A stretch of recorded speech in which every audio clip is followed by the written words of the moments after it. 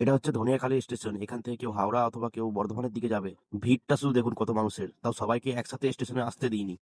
Hello guys, আসসালামু আলাইকুম। সবাই কেমন আছো? আশা করি ভালো আছো। আজকে আমরা যেতে চলেছি কুইনান বিশ্ব ইস্তেমাতে। তো আমরা এখন এই সবে আমাদের গ্রাম থেকে বেরিয়েছি।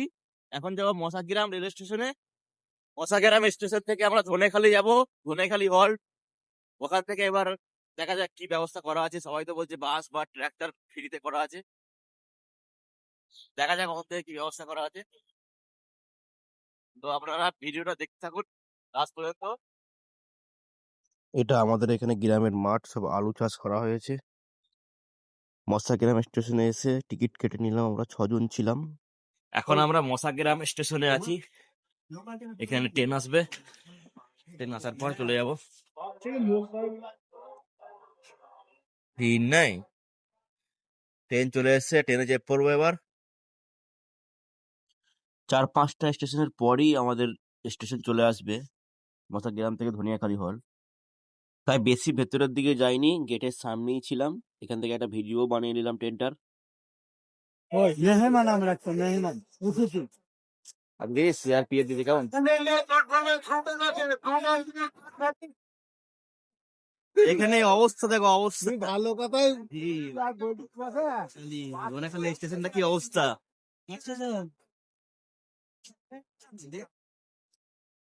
মোটামুটি 2 কিলোমিটার 1.5 কিলোমিটার হাঁটলাম, এখনো 7 কিলোমিটার হাঁটতে হবে। প্রায় 9-9.5 কিলোমিটার হেঁটে যেতে হচ্ছে ধনেখালীতে।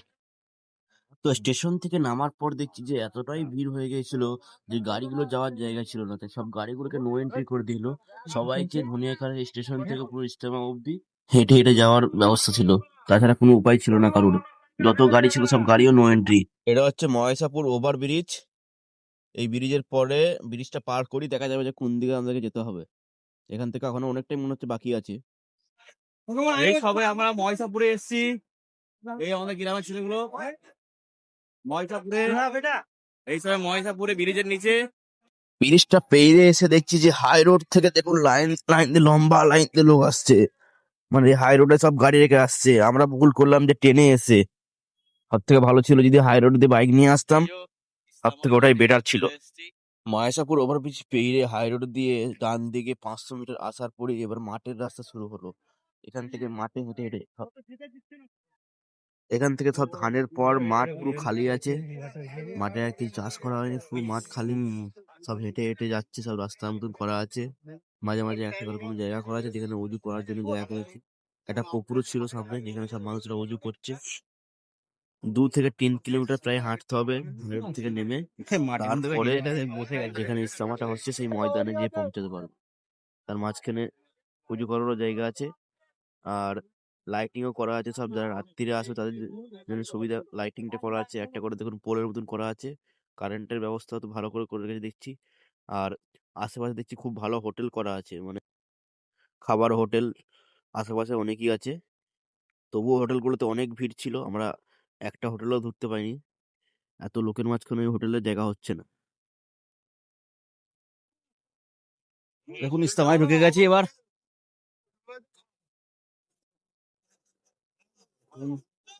এই যে এলাকা, প্রচুর বড় এলাকা, জায়গাটা নিয়ে গেছে। হাঁটছি কি আমরা ওখান থেকে।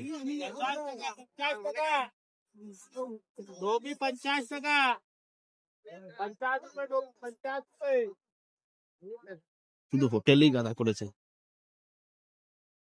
খাওয়া দাওয়ার লেগে এখানে ভিআইপি ট্রেন আছে, নিশ্চয়ই যারা ভিআইপি আছে তারা আসবেন। এখানে একটা হসপিটাল করা আছে ঢুকি প্রথম দিকে, আর এটার দিক থেকে এসে ঢুকি প্রথম দিকে একটা হসপিটাল, একটা ভিআইপি ট্রেন আছে যেখানে ভিআইপি বা যারা অসুস্থ হয়েছে তাদের জন্য জায়গা করেছে। বাকি লোকাল অনুসন্ধান, ইনকোয়ারি, কাউকে যদি ইনকোয়ারি করার থাকে এদিকে বাঁ দিকে রাস্তাটা।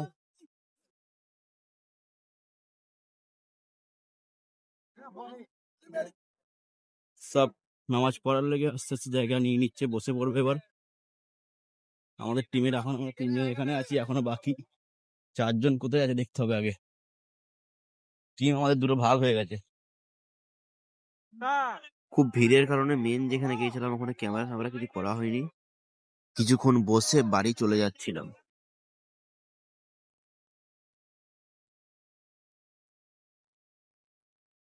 যাওয়ার টাইমে আমরা ভেবেছিলাম যে হাই রোড থেকে বাস চেপে চলে যাবো, কিন্তু হাই রোডে কোনো বাস দাঁড়াচ্ছিল না, তাই আমাদেরকে আবার স্টেশনে হেঁটে হেঁটে যেতে হয়েছিল। দেখুন যাওয়ার টাইমে কি অবস্থা, জুম্মার নামাজ পড়ে সবাই একসাথে চলে এসছে, কেউ যাবে হাওড়া, কেউ যাবে বর্ধমান। স্টেশনের ভিড়টা শুধু দেখুন, তাও সবাইকে একসঙ্গে আসতে দেয়নি স্টেশনে।